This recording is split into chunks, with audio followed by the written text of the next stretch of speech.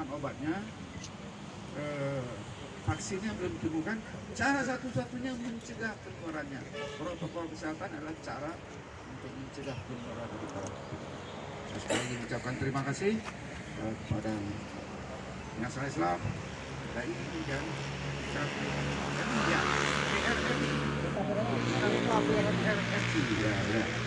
ya itulah maksudnya ya. Demikian, terima kasih. Saya nanti katanya diundang juga ke sana. Soalnya saya ada 3 agenda hari ini. Pertama, ini berarti 4 dengan yang ini. Ini di sini, kemudian di Gunung Pandan nanti, kemudian saya akan memberikan penghargaan kepada para camat dan datuk. Kemudian saya diundang juga oleh Datuk Romo, karena di Romo itu Datuk ingin memperlihatkan kepada saya bahwa di sana ada air terjun yang sangat indah katanya. Jadi beliau minta dukungan kepada pemerintah bagaimana supaya masalah air terjun ini bisa kita perhatikan, bisa diperhatikan oleh pemerintah.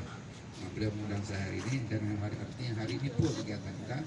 Mudah-mudahan nanti acara yang dilaksanakan oleh Dinas Islam dan KI serta PKP